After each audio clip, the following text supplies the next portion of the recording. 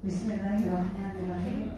Assalamualaikum warahmatullahi wabarakatuh. Alhamdulillahirabbil alamin.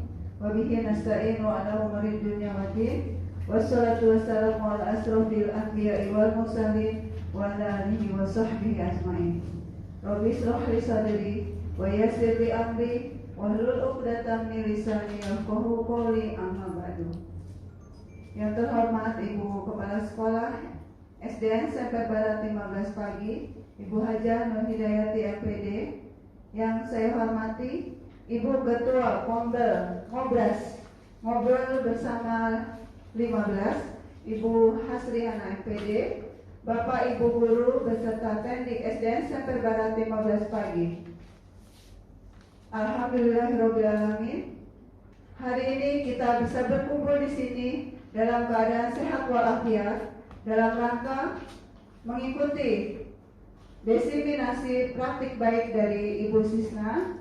Salawat serta salam semoga selalu tercurah kepada Nabi kita Nabi Muhammad SAW beserta keluarganya, sahabat serta pengikutnya hingga akhir zaman nanti.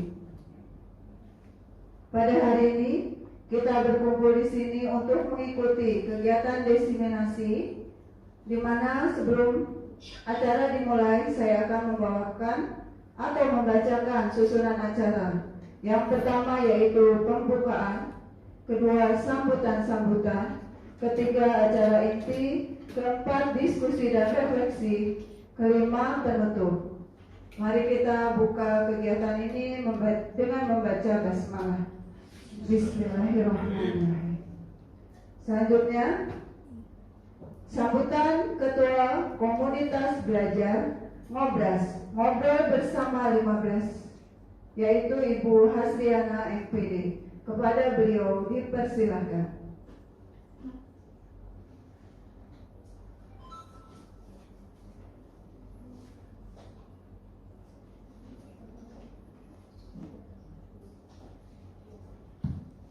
Assalamualaikum warahmatullahi wabarakatuh.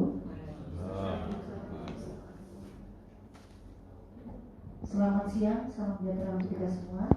Terima kasih saya haturkan kepada Ibu MC, Ibu Dewi Kartini, begitupun dengan Ibu Kepala Sekolah, serta Ibu Sisna Linda selaku CGP Angkatan 10 yang sudah berkenan hadir pada siang hari ini untuk bersama-sama mendiseminasikan terkait dengan budaya positif yang sudah dilaksanakan di sekolah kita. Terima kasih juga saya haturkan kepada Ibu Kepala Sekolah yang sudah memberikan inspirasi dan ide-ide praktik bagi saya pribadi selaku Ketua Kombel dengan kegiatan Radekarnya. Sebagaimana yang kita ketahui bersama, awal mula kegiatan komunitas belajar adalah kegiatan Radekar atau disebut dengan Rabu Merdeka Mengajar.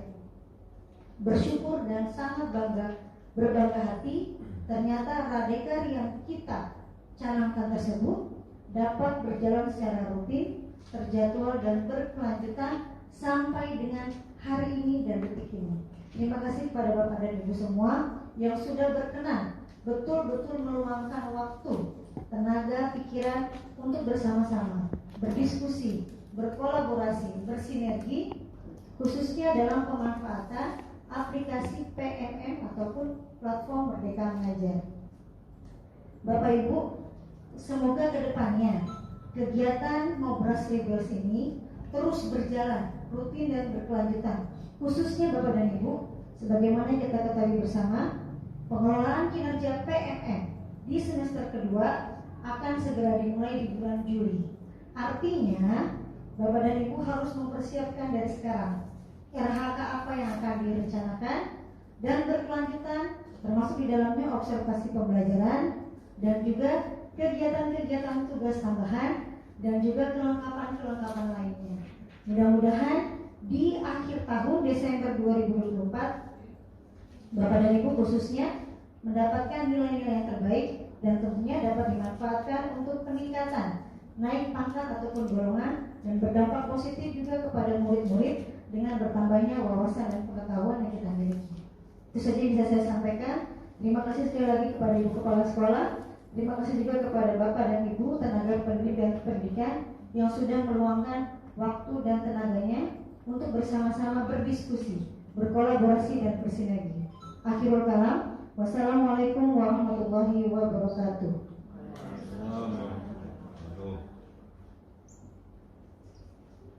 Ya, terima kasih Ibu Hasriana. Selanjutnya mari kita dengarkan sambutan dari Ibu Kepala SDN Senter Barat 15 pagi, Ibu Hajah Nur Hidayati MPD. Kepada beliau dipersilakan.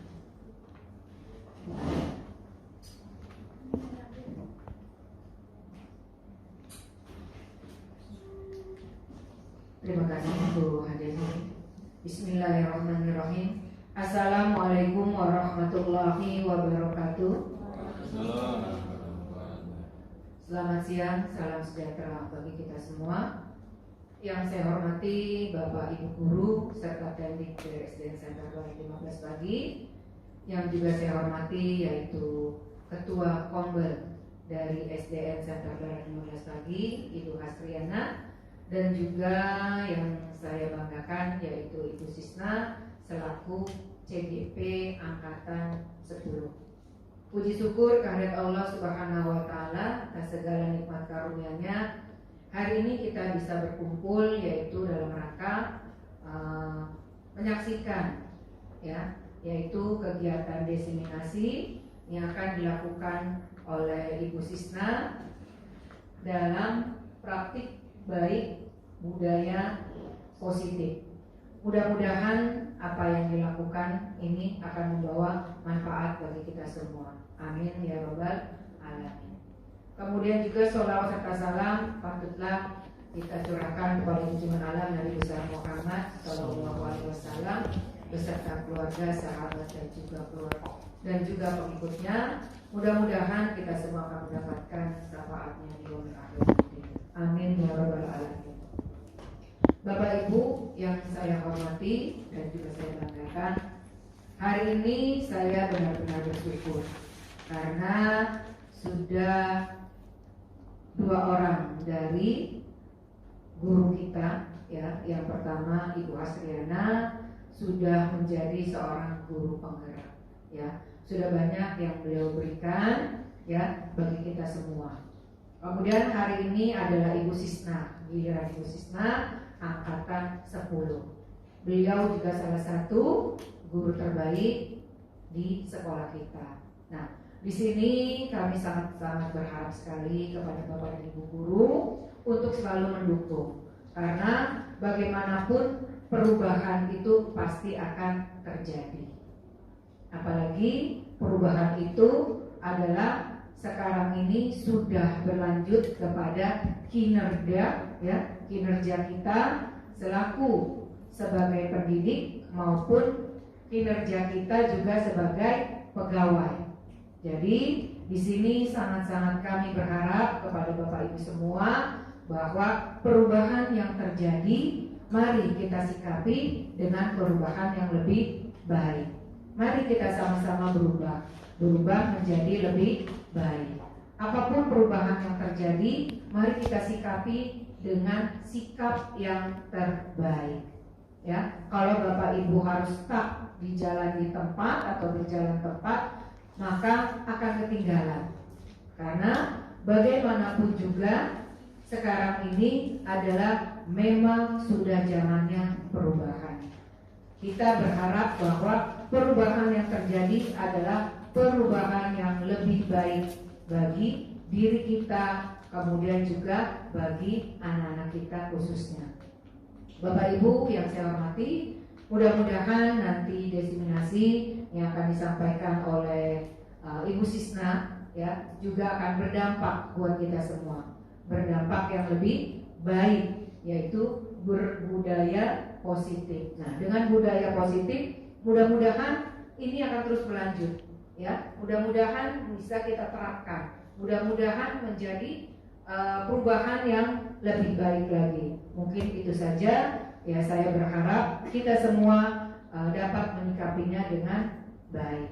Dan kepada Ibu Sisna, saya ucapkan selamat ya untuk mengikuti pendidikan CGP ya selama 6 bulan. Mudah-mudahan juga berjalan dengan baik dan dapat menjadi guru penggerak berikutnya. Mari Bapak Ibu guru kita dukung teman-teman kita yang akan maju. Saya pun akan sangat-sangat mendukung Bapak Ibu guru untuk menjadi guru-guru yang terbaik. Itu saja yang dapat kami sampaikan. Terima kasih atas kehadiran Bapak Ibu untuk mendukung Ibu Sisna dalam melakukan diseminasi. Kurang lebihnya mohon maaf bila ada kata-kata yang kurang berkenan. Kami akhiri. Wassalamualaikum warahmatullahi wabarakatuh.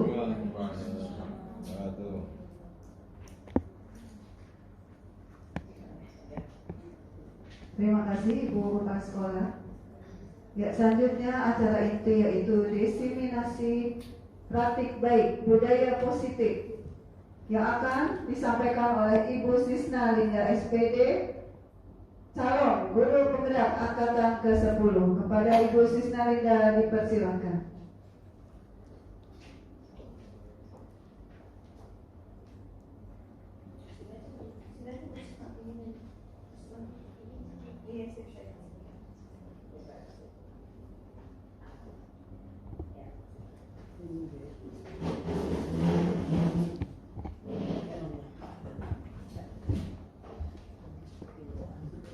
Bismillahirrahmanirrahim. Assalamualaikum warahmatullahi wabarakatuh. Puji syukur kepada Allah Subhanahu wa taala, hari ini kita masih diberi sehat sehingga kita bisa berkumpul di ruangan ini untuk melakukan diseminasi atau berbagi praktik baik dengan tema budaya positif. Sebelumnya saya berterima kasih kepada Ibu Kepala Sekolah yang telah sangat mendukung dan memotivasi saya sebagai calon guru penggerak, dan juga Taufa, rekan-rekan sejawat Mendik. Terima kasih atas kehadirannya di siang hari ini. Terima kasih untuk motivasinya, supportnya, dan mudah-mudahan akan lahir calon-calon guru penggerak lain dari teman-teman semua. Amin ya rabbal alamin. Ya, pertama hari ini saya akan sebenarnya sekedar berbagi ya Bapak Ibu, lebih ke berbagi, sharing, kemudian saling memberikan pendapat gitu ya, berbagi pendapat tentang budaya positif. Nah, apa saja sih budaya positif itu? Langsung saja kita ke materi.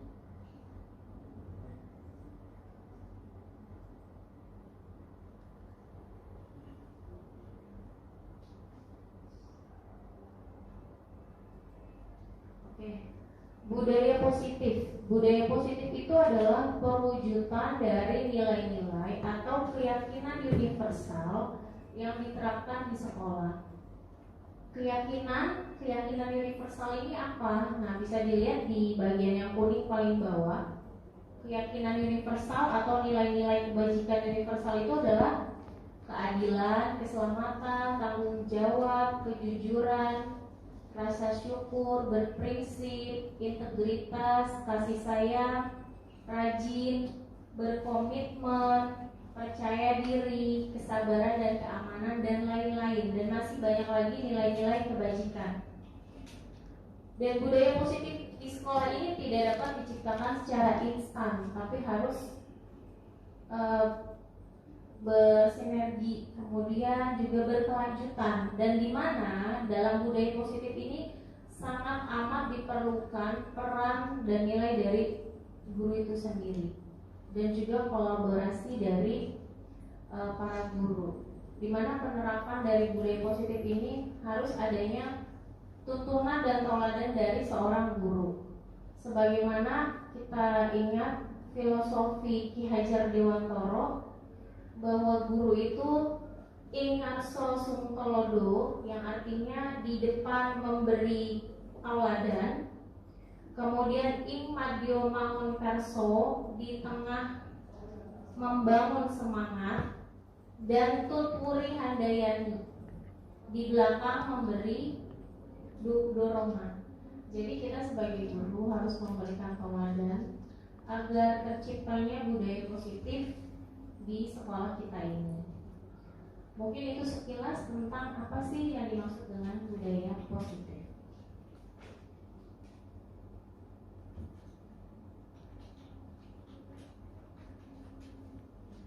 Kemudian latar belakang. Nah, di sini ada beberapa pertanyaan yang bisa nanti kita saling sharing ya, Bapak Ibu. Kenapa kita perlu menerapkan budaya positif? Mungkin akan bisa kita jawab bersama-sama ya, Bapak Ibu. Apakah lingkungan belajar kita sudah aman dan nyaman, Bapak Ibu?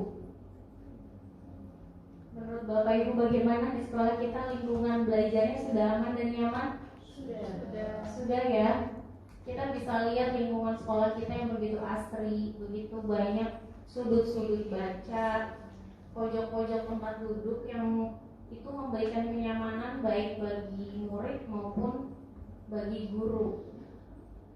Kemudian, adakah pengaruh budaya positif terhadap prestasi akademik?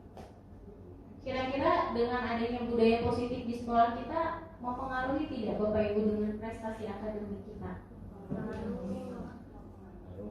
Sangat mempengaruhi ya. Artinya budaya positif itu berkorelasi berbanding lurus dengan prestasi akademik. Artinya apabila budaya positif di suatu sekolah tersebut berjalan, maka bisa dipastikan prestasi akademik di sekolah tersebut pun akan meningkat dan prestasi akademiknya akan jauh lebih baik.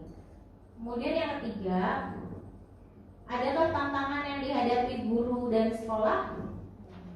Banyak ya Bapak Ibu tantangan yang dihadapinya. Kira-kira apa saja Bapak Ibu? Tantangan yang dihadapi sehari-hari? Kedisiplinan, kemudian karakteristik murid yang berbeda, apalagi Pak Wawan? Perilaku siswa dan masih banyak lagi.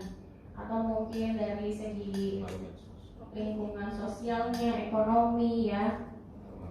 Kemudian perlu nggak kita berkolaborasi antar warga sekolah untuk menciptakan budaya positif? Sangat perlu. Seandainya tidak ada kolaborasi di suatu sekolah, bisa dipastikan budaya positifnya tidak akan berjalan ya. Kemudian sangat perlu karena semua kegiatan kita butuh berkolaborasi.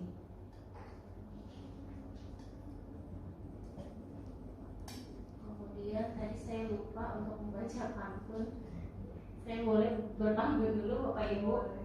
Sepertinya tegang. Kalau ini nanti tolong bantu bilang cakep ya Bapak Ibu. Harus cakep ya. Cakep. Boleh ganteng. Bersama Mama siaplah pergi. Pergi beli ikan dan juga roti. Mari bersama kita saling berbagi demi pendidikan yang lebih berarti. Cakep. Udah telat. Oke Bapak Ibu, jadi ini tadi pertanyaan-pertanyaan tadi kita bisa jawab di sini ya. Jadi pentingnya lingkungan belajar yang aman dan nyaman. Nah, di sini lingkungan belajar yang positif dan aman itu dapat meningkatkan keterlibatan dan motivasi siswa serta mendukung kesejahteraan emosional dan akademis mereka. Jadi sangat penting sekali lingkungan belajar yang aman dan nyaman. Kemudian pengaruh budaya positif terhadap prestasi akademik. Nah, di sini berdasarkan penelitian menunjukkan bahwa budaya sekolah yang positif itu berkorelasi, artinya berhubungan dengan peningkatan prestasi akademik siswa dan pengurangan masalah perilaku. Kemudian yang ketiga, tantangan yang dihadapi sekolah.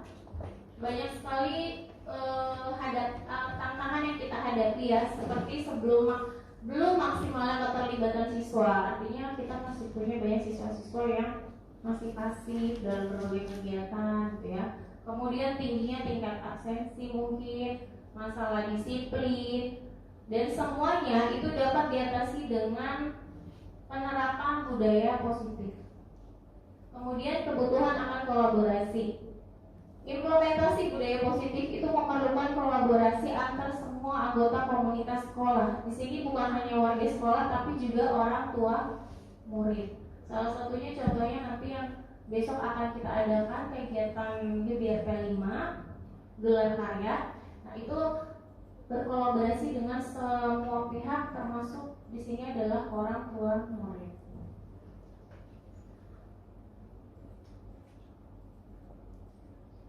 Dari tadi kita sudah berbicara tentang budaya positif. Apa saja sih di dalam budaya positif itu? Nah, di dalam budaya positif yang nanti akan kita bahas itu ada satu perubahan paradigma pembelajaran, ada disiplin positif, ada motivasi perilaku manusia, posisi kontrol guru, nilai-nilai kebajikan, kebutuhan dasar manusia, keyakinan kelas, dan segitiga restitusi. Masing-masing ini nanti akan kita bahas bersama.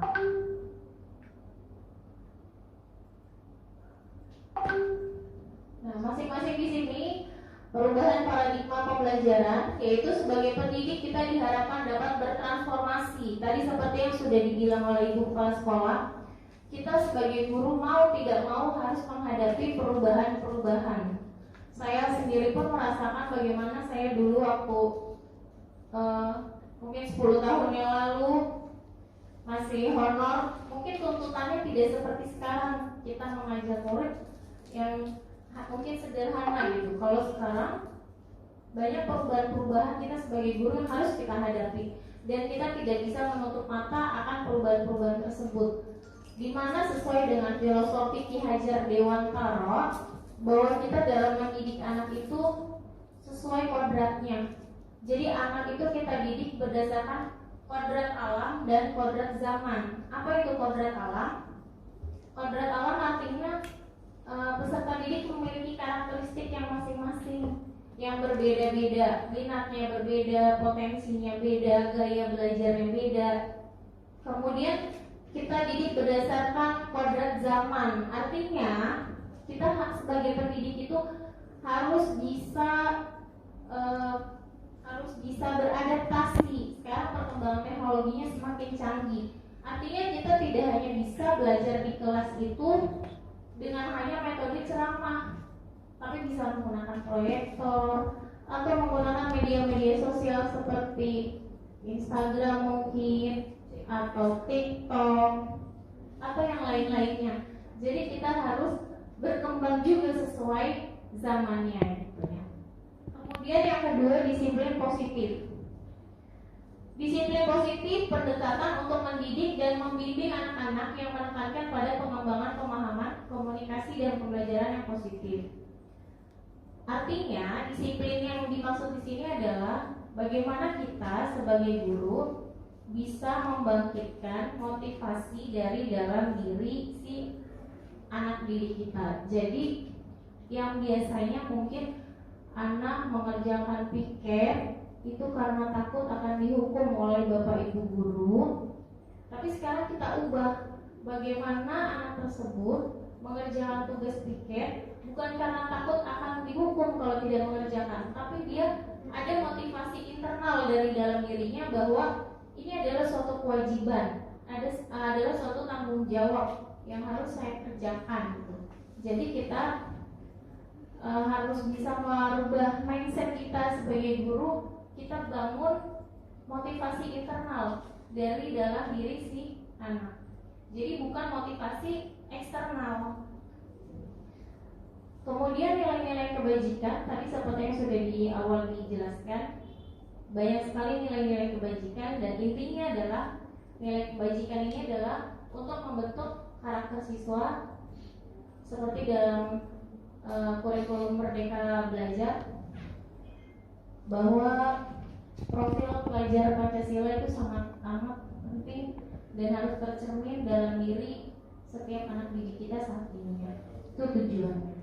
Kemudian kebutuhan dasar manusia itu ada 5. Kebutuhan untuk bertahan hidup, cinta kasih sayang, kesenangan, kebebasan, dan kekuasaan. Nanti akan dibahas di slide selanjutnya. Kemudian motivasi perilaku manusia. Di sini dorongan internal atau eksternal yang mempengaruhi cara seseorang bertindak atau berperilaku. Motivasi ini berasal dari berbagai kebutuhan, keinginan, tujuan yang berperan dalam mendorong seseorang untuk mengambil tindakan tertentu. Kemudian yang selanjutnya posisi kontrol guru. Nanti kita akan sama-sama belajar tentang posisi kontrol guru. Jadi guru itu memiliki 5 posisi kontrol, yaitu 1 sebagai penghukum, posisi penghukum. Kedua, pembuat merasa bersalah. Ketiga, sebagai posisi teman. Yang keempat, pemantau. Dan yang kelima, manajer. Kemudian selanjutnya keyakinan kelas.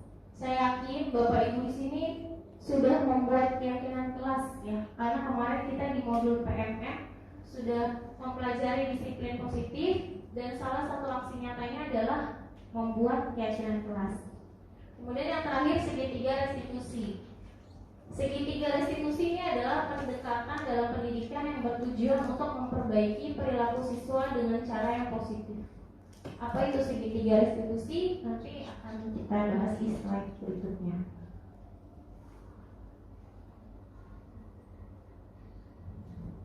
Apakah paradigma pendidikan? Pembelajaran dengan paradigma baru, yaitu pembelajaran yang dilakukan berdasarkan prinsip pembelajaran yang berdiferensiasi, sehingga setiap siswa belajar sesuai dengan kebutuhan dari tahap perkembangannya untuk mewujudkan profil pelajar Pancasila. Di mana akhir-akhir ini kita sering sekali mendengar apa sih pembelajaran berdiferensiasi, ya. Pembelajaran berdiferensiasi itu pembelajaran yang disesuaikan dengan minat dan bakat siswa masing-masing. Di kelas kita membuat kelompok-kelompok belajar sesuai dengan minat dan bakatnya. Kalau yang minatnya di psikomotorik, ya, nanti dia akan bermain dengan proyek-proyek membuat produk, atau yang minatnya di audiovisual berarti dia menyimak video dan sebagainya, gitu ya. Dan ini sama-sama kita juga sudah pelajari di modul PMM. Pasti Bapak Ibu sudah memahaminya semuanya. Kemudian apakah disiplin positif? Disiplin berasal dari kata disiplina yang artinya belajar. Disiplin mengacu pada disiplin diri yang memiliki tanggung jawab terhadap apa yang dilakukannya berdasarkan nilai-nilai yang diyakini. Disiplin positif merupakan salah satu cara penerapan disiplin yang bertujuan untuk menumbuhkan kesadaran serta memberdayakan peserta didik tanpa imbalan, penghargaan, dan ancaman atau hukuman. Tadi seperti yang sudah saya jelaskan. Jadi disiplin positif yang ingin kita tumbuhkan adalah disiplin yang berasal dari motivasi internal. Artinya seorang anak melakukan suatu aturan di sekolah, dia melaksanakannya itu berdasarkan motivasi dari dalam dirinya, menyadari akan tanggung jawabnya dan kewajibannya, bukan dari motivasi eksternal. Apa saja motivasi eksternal? Contohnya imbalan, penghargaan, atau hukuman. Jadi Bapak Ibu yang selama ini kita berpikir anak supaya rajin kita kasih imbalan gitu ya, misalnya berupa reward atau misalnya berupa hadiah gitu. Ternyata di materi disiplin positif ini yang saya pelajari di pendidikan guru penggerak itu ternyata tidak baik gitu. Karena ini hanya akan membangun motivasi eksternal dari dalam diri anak gitu. Jadi anak melakukan sesuatu itu karena ada sesuatu yang diiming-imingin, oh nanti saya dapat permen dari bu guru kalau saya piket, atau bahkan sebaliknya dapat hukuman gitu. Jadi bagaimana sekarang kita berusaha menumbuhkan motivasi internal gitu, kesadaran dari mereka supaya mereka bersikap dan berperilaku sesuai yang mereka yakini. Oh, ini tanggung jawab saya nih, kewajiban saya. Nah, di sini sebagai pendidik tujuan kita adalah menciptakan peserta didik yang memiliki disiplin diri sehingga mereka berperilaku mengacu kepada nilai-nilai kebajikan universal dan memiliki motivasi intrinsik dalam perubahan perilaku ke arah yang lebih baik.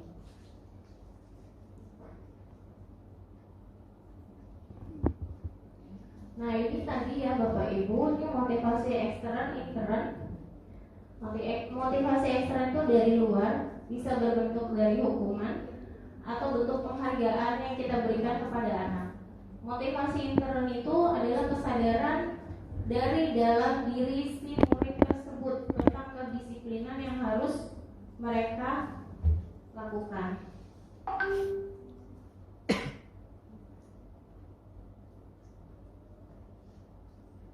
Kemudian, apakah kebutuhan dasar manusia? Ada yang tahu Bapak Ibu kebutuhan dasar manusia itu apa? Sosialisasi. Apalagi? Rasa aman. Apalagi? Rasa nyaman. Kebahagiaan. Ada lagi mungkin Bapak Ibu kebutuhan manusia? Kasih sayang, betul Bu. Nanti akan ada nih kasih sayang. Perlu makan gak sih kita Bapak Ibu? Makan, minum, rasa aman, kasih sayang, ya. Sandang, pangan, papan, kebutuhan primer. Apalagi? Rasa aman dan bebas. Oh, rasa kebebasan. Ya, kita sebagai manusia punya rasa itu ya, kebutuhan akan kebebasan. Kadang nggak mau diatur gitu ya Bu Dewi. Bisa diatur. Nah yang tadi disebutkan betul semua. Jadi seluruh perilaku yang dilakukan murid itu pada dasarnya mereka memiliki tujuan tertentu.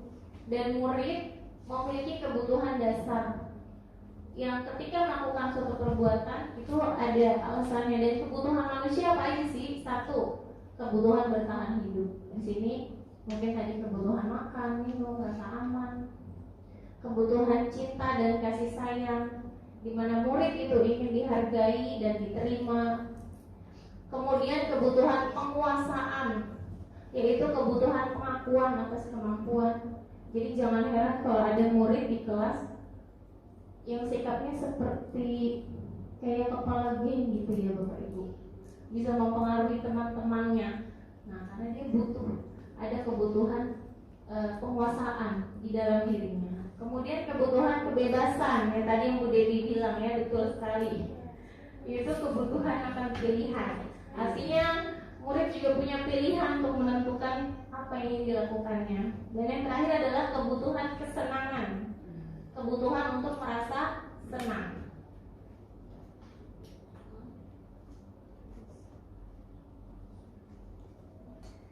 Nah di sini ada kasusnya nih Bapak Ibu, cuman yang terakhir keburu udah ada jawabannya, tadi lupa saya edit. Kita baca bareng-bareng ya Bapak Ibu. Dinda, seorang murid kelas 3 SD, begitu tiba di rumah sepulang sekolah, menangis dan mengadu pada ibunya bahwa dia benci pada Ibu Rita, gurunya. Menurut Anda, kebutuhan apa yang berusaha dipenuhi oleh Dinda jika jawabannya seperti ini? Jadi Dinda nih ngadu ke mamanya. Kalau Dinda ngadunya seperti ini, ibu guru bilang aku tidak boleh bersenandung waktu mengerjakan tugas. Katanya kelas harus tenang, tidak ada suara, kan gak seru jadinya. Kira-kira itu Dinda nih sedang membutuhkan kebutuhan apa yang ingin dia capai? Perhatian, kasih sayang. Tadi kebutuhannya ada berapa tadi? Kebutuhan. Nah, ada kebebasan, kesenangan, kasih sayang, bertahan hidup. Terus satu lagi pengakuan. Apa penguasaan tadi ya. Jadi kalau dia bilangnya apa nggak seru di kelas gitu, berarti dia itu sudah kebutuhan yang kita bawa itu senangan ya. Iya, berarti dia menganggap dia sedang butuh kesenangan gitu ya. Kemudian yang kedua, jika Dindanya bilang, ibu guru tidak menyapaku hari ini, padahal aku pakai jepit rambut baru. Kira-kira ini kasih sayang ya. Dia sedang membutuhkan itu kasih sayang. nomor 3 nih udah ada jawabannya ya, tadi lupa ditutup. Dia bilangnya gini, aku bosan, masa belajarnya cuma gitu-gitu aja, dengerin guru aja. Nah, artinya dia sedang membutuhkan apa? Kebebasan, gitu ya. Nah, kenapa sih Bapak Ibu kita tuh harus mengetahui kebutuhan dasar manusia untuk apa sih? Bisa memanusiakan manusia Allah. Oke, terima kasih Bu Devi. Nah, dengan kita mengetahui kebutuhan dasar manusia, terutama di sini terkait peserta didik, artinya dengan kita tahu kebutuhannya itu apa, sehingga kita bisa menyelesaikan masalahnya pun sesuai dengan apa yang sedang dia butuhkan. Contoh misalnya muridnya Bu Dewi nih. Siapa namanya Bu? Satria. Misalnya Satria setiap hari nih ngerebut makanan temennya terus gitu. Sementara kita nggak tahu kenapa sih Nian kok ngerebut makanan temennya terus. Kemudian Bu Dewi bertanya ke Satria, Satria kenapa ngerebut makanan temennya terus? Kemudian dia bilang, iya Bu, karena saya lapar. Saya tidak dikasih uang jajan oleh ibu saya. Kemudian ibu saya juga tidak mengirim makan ke sekolah. Kira-kira kebutuhan dasar yang sedang dia ingin penuhi itu apa Bapak Ibu? Iya. Iya. Berarti Satria itu sedang ingin memenuhi kebutuhan akan bertahan hidupnya itu, dia butuh makan. Berarti kan Bu Dewi setelah tahu seperti itu, jadi bisa menyelesaikan permasalahan ini sesuai dengan kebutuhan yang sedang Satria inginkan. Artinya apa? Mungkin penyelesaiannya Bu Dewi bisa menghubungi orang tuanya untuk memberikan info bahwa Satria setiap hari dibawain bekal atau dikasih uang jajan gitu kan. Mungkin itu solusinya. Tapi beda cerita lagi kalau Satria pas ditanya kenapa Satria merebut makanan temannya. Ya Bu, saya senang aja, saya usil, saya senang ngeledekin teman saya. Berarti kebutuhan yang sedang dia penuhi adalah penguasaan bisa, atau kesenangan juga bisa ya Pak Eko. Nah, artinya kalau seperti itu kan berarti solusinya mungkin Bu Dewi tidak perlu menghubungi orang tuanya untuk membawakan bekal gitu kan. Bu Dewi cukup menasehati Satria supaya tidak mengulangi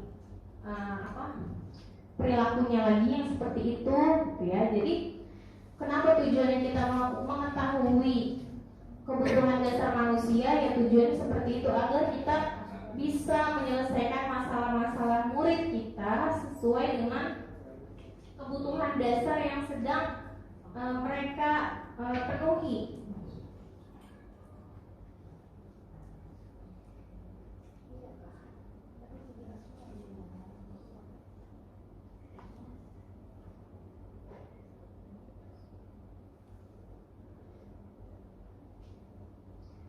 Nah, di sini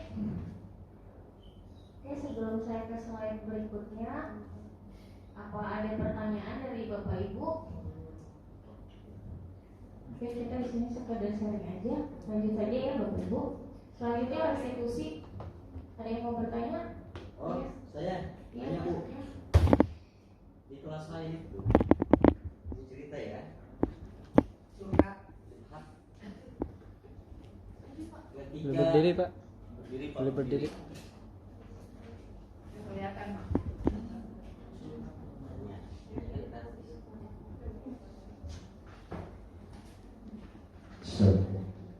Assalamualaikum warahmatullahi wabarakatuh.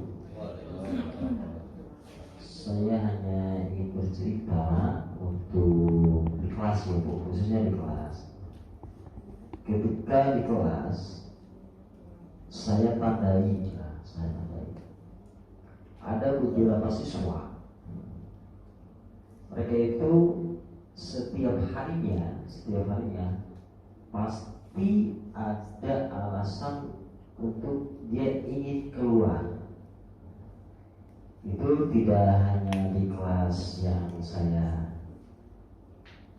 ajarkan sekarang, tapi di tahun sebelumnya juga seperti itu. Mungkin dari pengalaman itu Ibu bisa berbagi baik-baik bagaimana cara, kenapa sih anak tersebut itu kok ada anak atau siswa yang berperilaku seperti itu. Terima kasih Ibu.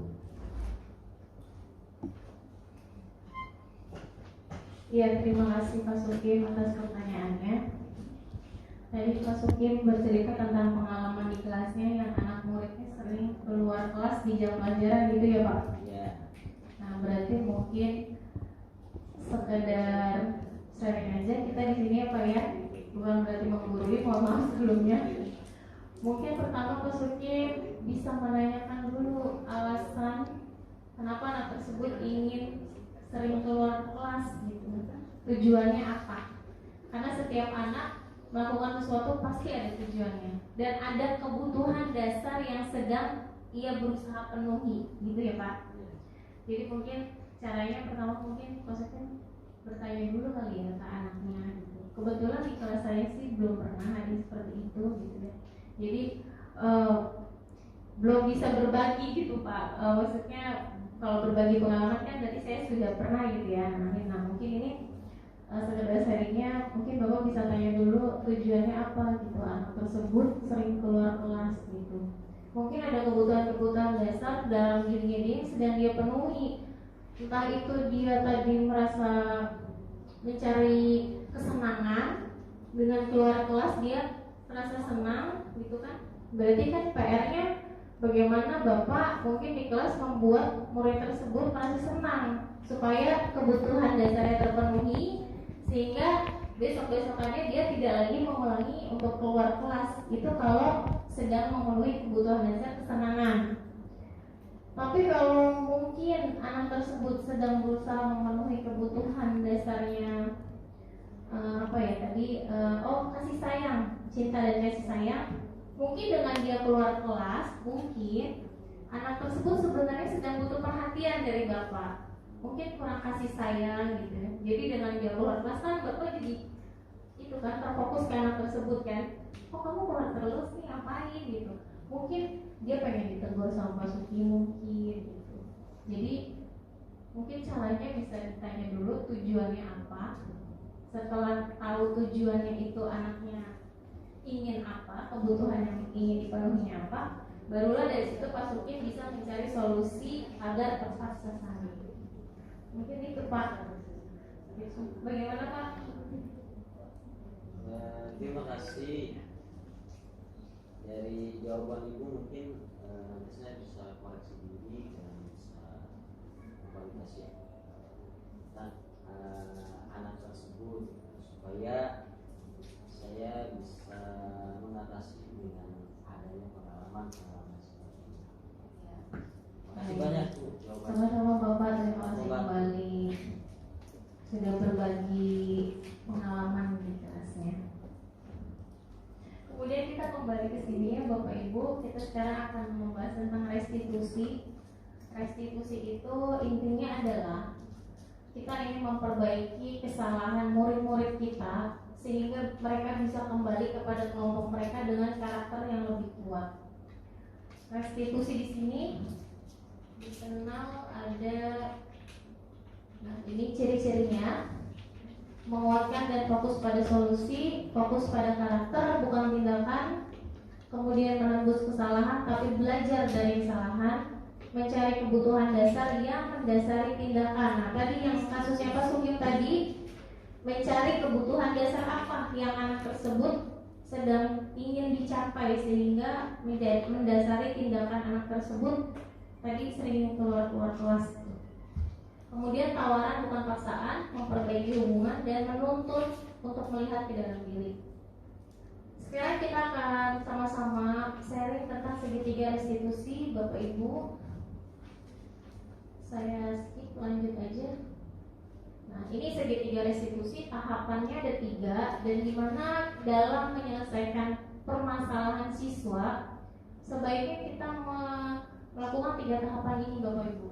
Yang pertama adalah menstabilkan identitas, yang kedua memvalidasi tindakan yang salah, dan yang ketiga menanyakan keyakinan. Dan mungkin selama ini Bapak Ibu sudah nih melakukan langkah-langkah ini dari 3 ini, tapi mungkin selama ini belum paham bahwa yang Bapak Ibu lakukan tuh namanya segitiga restitusi gitu. Atau mungkin yang Bapak Ibu lakukan tuh mungkin baru 2 langkah atau mungkin baru 1 langkah gitu ya. Nah, bagaimana segitiga restitusi ini? Yang pertama, menstabilkan identitas. Artinya jika seorang anak salah, jangan langsung kita marahi, jangan langsung kita beri hukuman, tapi kita stabilkan dulu identitasnya. Kita tanya baik-baik, kita redakan emosinya, supaya anak bercerita jujur, tidak bohong gitu. Apa penyebab dia melakukan sebuah kesalahan. Kemudian kalau sudah menstabilkan identitasnya, baru kita masuk ke validasi tindakan yang salah. Artinya kita tanyakan alasan anak tersebut berbuat seperti itu. Misalnya dia mengambil pensil temannya, kita tanya alasannya kenapa gitu. Kemudian yang terakhir, menanyakan keyakinan. Kalau dia sudah mengakui kesalahan, kita tanyakan keyakinannya. Kita kembalikan ke dirinya bahwa apa yang dilakukan itu salah atau tidak sih gitu. Nah, untuk lebih jelasnya Bapak Ibu, mari kita sama-sama saksikan video berikut ini. Kamu tahu kenapa kamu dipanggil datang ke sini? Ya, Bu, saya tahu karena saya sedang bermasalah. Iya, perhatikan, kamu akhir-akhir ini sering sekali datang terlambat ke sekolah. Di sini Ibu tidak fokus pada kesalahanmu, tapi Ibu ingin menanyakan alasan kenapa kamu datang terlambat ke sekolah. Ya, setiap orang pasti punya kesalahan dan pasti pernah melakukan hal yang salah. Tapi kamu pasti punya alasan kan kenapa kamu datang terlambat ke sekolah? Ya, karena sepeda saya rusak, jadi saya harus berjalan kaki untuk menuju ke sekolah. Ya, berapa jarak rumahmu ke sekolah, Nak? 4 kilometer, Bu. Oh iya, baik. Oke, nanti kira-kira apa solusinya supaya kamu tidak terlambat datang ke sekolah? Seharusnya saya memindahkan sepeda saya, Bu, untuk tidak terlambat lagi memasuki sekolah. Kira-kira kapan kamu bisa memperbaiki sepeda kamu? Saya belum tahu, Bu, karena saya belum punya rezeki dan orang tua saya juga. Oke, baik. Nanti setelah pulang sekolah, kamu temui ibu dulu. Nanti akan ibu beri sedikit uang untuk membiayai membetulkan sepeda kamu ya.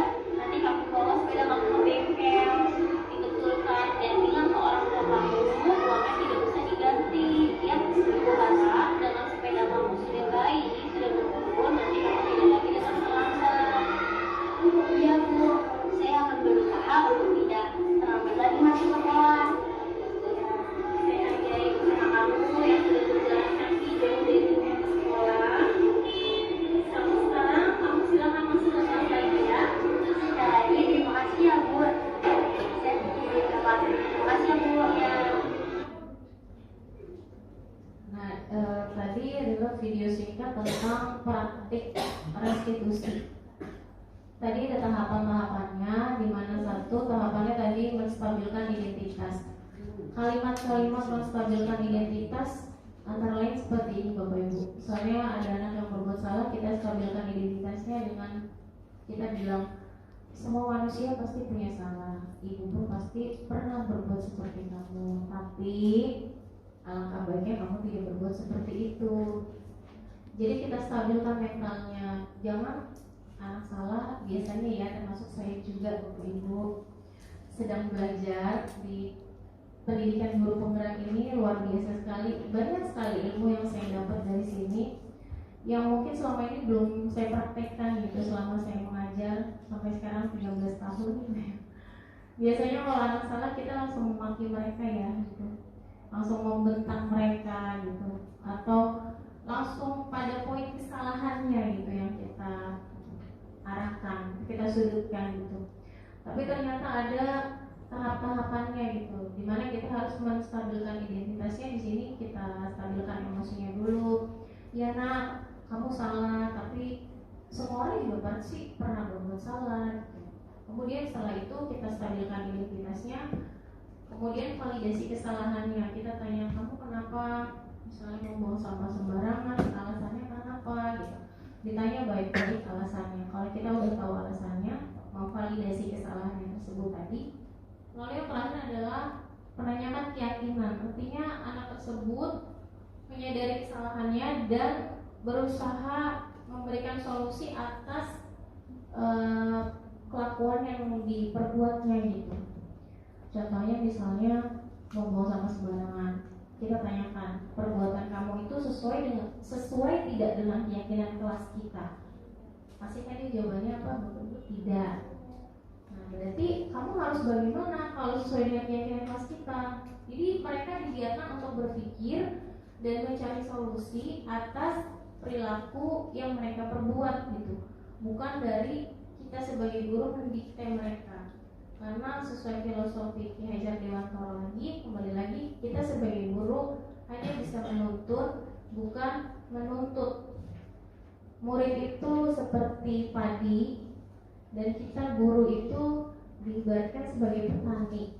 Dan petani itu hanya bisa memberi pupuk, hanya bisa memberi air, nutrisi dan sebagainya. Dan sama seperti kita ke murid, kita hanya bisa mendidik mereka. Tapi petani tidak bisa merubah padi jadi ubi, petani tidak bisa merubah padi jadi jagung gitu.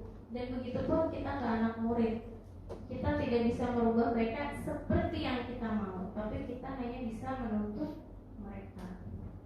Mungkin itu materi restitusi tahapan-tahapannya. Sekarang ini apakah perbedaan hukuman, konsekuensi dan restitusi?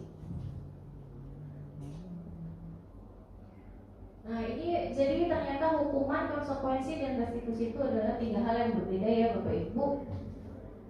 Hukuman di sini murid disuruh berdiri di depan kelas, itu hukuman.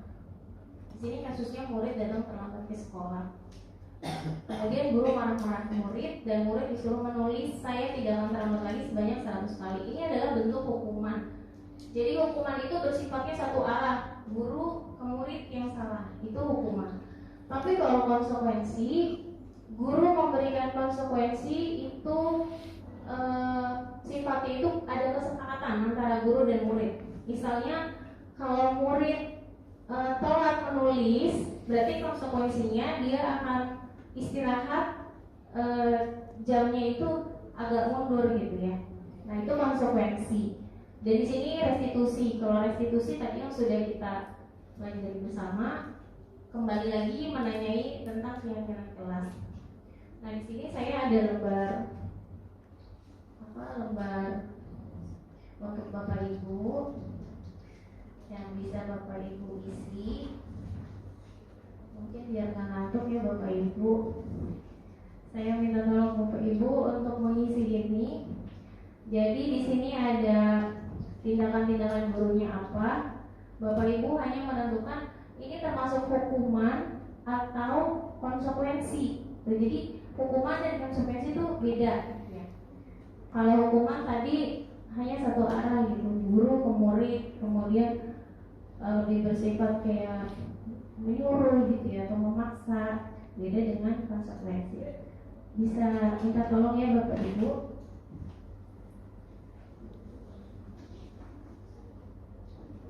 Boleh satu kertas berdua berdiskusi.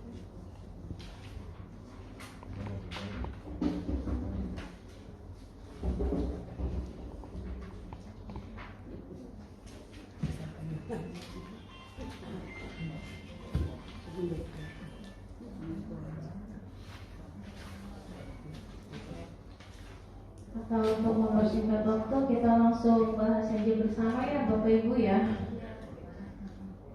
Yang pertama Bapak Ibu mencatat 100 kali di dalam buku kalimat. Saya lihat kalimat. Kemudian lari mengelilingi lapangan basket, hukuman. Membersihkan coretan yang dibuatnya di meja tulis, konsekuensi. Murid diminta untuk push up, hukuman. Menggantikan kertas tugas teman yang telah dicoret-coret, konsekuensi. Berjemur di lapangan basket, hukuman. Murid murid diminta bertelanjang kaki sepanjang hari karena tidak menggunakan sepatu. Hukuman. Berdiri di depan kelas sambil mengangkat kaki satu karena tidak bisa menjawab. Hukuman. Ini Pak Wawan mungkin pernah melakukan ini. Jangan lagi ya Pak Wawan, kan kita sudah belajar ini. Hukuman dan konsekuensi. Membersihkan tumpahan air di meja tulis karena tersenggol. Konsekuensi. Dan yang terakhir, kehilangan 10 menit jam istirahat. Konsekuensi. Kita bertangan buat kita semua Bapak Ibu. Hebat sekali. Mudah-mudahan kita bisa menerapkan restitusi ini di kegiatan kita sehari-hari. Nah, yang selanjutnya 5 posisi kontrol guru nih Bapak Ibu. Jadi kita punya 5 posisi kontrol. Kira-kira dari gambar ini Bapak Ibu bisa pandangi kira-kira saya yang mana ya? Yang pertama penghukum, yang kedua pembuat rasa bersalah, yang ketiga teman, yang keempat pemantau, dan yang kelima manajer. Kalau penghukum di sini biasanya kira-kira kalau penghukum itu posisi kontrol guru di sini, kalau yang penghukum itu biasanya selalu memberikan hukuman, gitu ya Bapak Ibu. Memberikan hukuman baik fisik maupun verbal. Kalau digambar menjewer atau mungkin memaki-maki atau ngomeli, gitu ya. Itu hukuman. Dan biasanya seorang penghukum itu menggunakan kata-kata yang agak menekan. Contoh misalnya, patuhi aturan saya, atau awas. Sering ya? Sambil melotot biasanya Pak Ibu. Awas kalian ya. Jadi bukan hanya kata-kata dan kalimat melotot aja itu udah serem gitu ya. Terus belum apa-apa langsung kamu selalu saja salah. Nah itu penghukum. Kamu lagi ya. Itu lagi. Itu penghukum. Nah membuat rasa bersalah di sini, pada posisi ini biasanya guru akan bersuara lebih lembut. Kemudian pembuat rasa bersalah di sini kata-katanya contohnya misalnya seperti ini. Ibu sangat kecewa sekali dengan kamu. Nah itu. Atau berapa kali Bapak harus memberitahu kamu ya. Jadi suaranya pun agak lebih slow gitu, lebih lembut. Ini kalau pembuat rasa bersalah. Jadi membuat murid itu merasa bersalah atas perilaku salahnya gitu. Jadi tidak langsung menghukum. Kemudian yang ketiga adalah teman. Nah, guru pada posisi ini tidak akan menyakiti murid, namun akan tetap berupaya mengontrol murid melalui persuasi. Artinya kita boleh menganggap murid kita itu sebagai teman, tapi tetap harus ada kontrol-kontrol di mana kita memposisikan diri kita sebagai guru gitu. Contoh kalimatnya di sini contohnya misalnya seperti ini.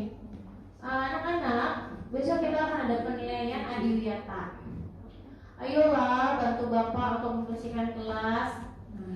Itu kalimat-kalimat memposisikan kontrol guru itu sebagai apa? Teman. Sebagai teman. Atau ya udahlah kali ini tidak apa-apa, nanti Ibu bantu bereskan.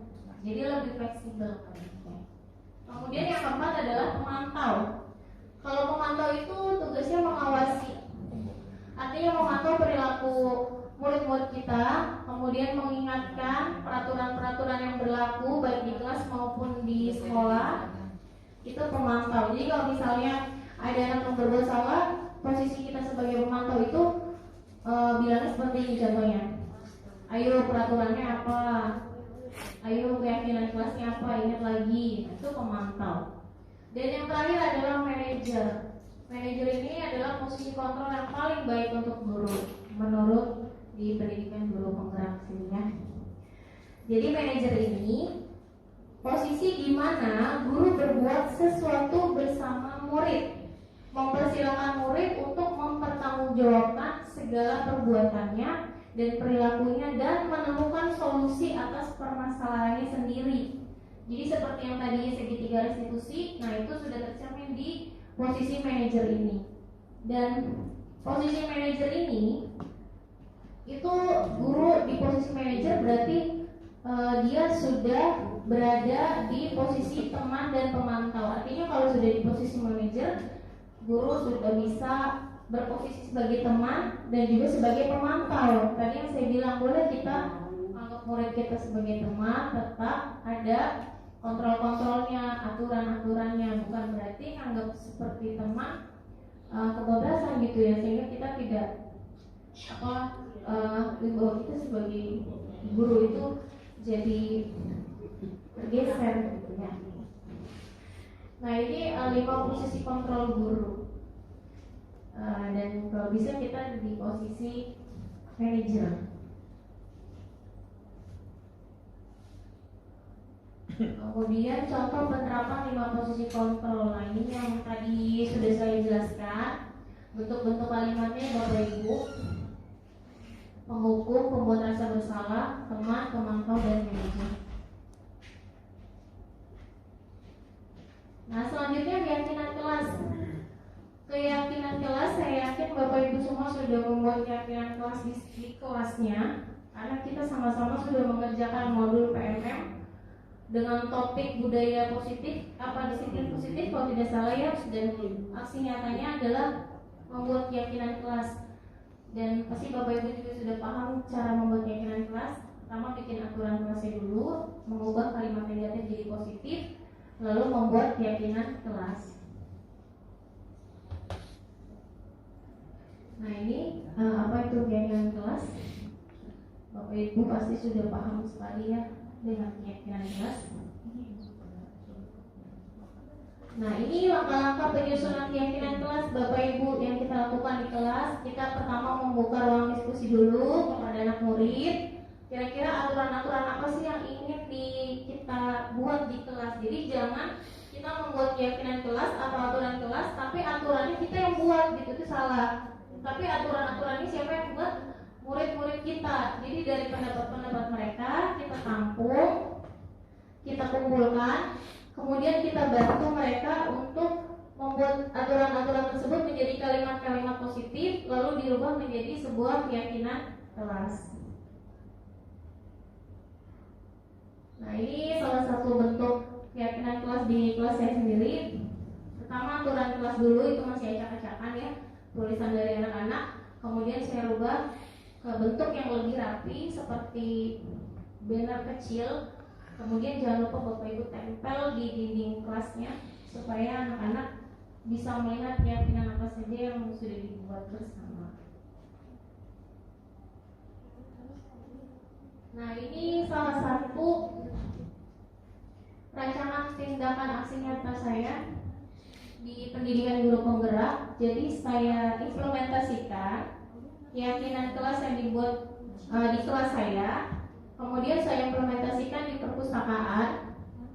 Saya bikin keyakinan perpustakaan yang dibuat oleh anak-anak, kemudian ditempelkan di pojok perpustakaan. Mudah-mudahan bisa bermanfaat agar perpustakaannya menjadi tetap rapi dan lebih nyaman. Dan mungkin ini nanti ke depannya keyakinan perpustakaan ini dibuat lebih baik, berupa banner atau standing banner gitu, agar lebih awet, bisa dipakai bertahun-tahun.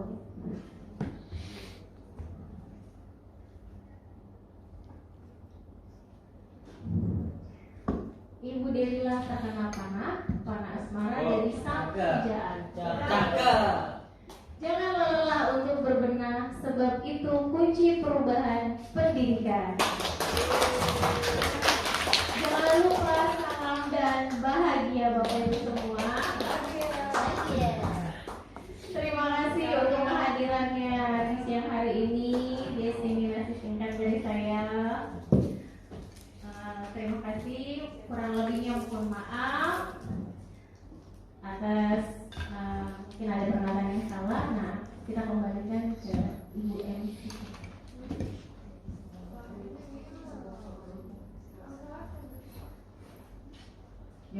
Alhamdulillah.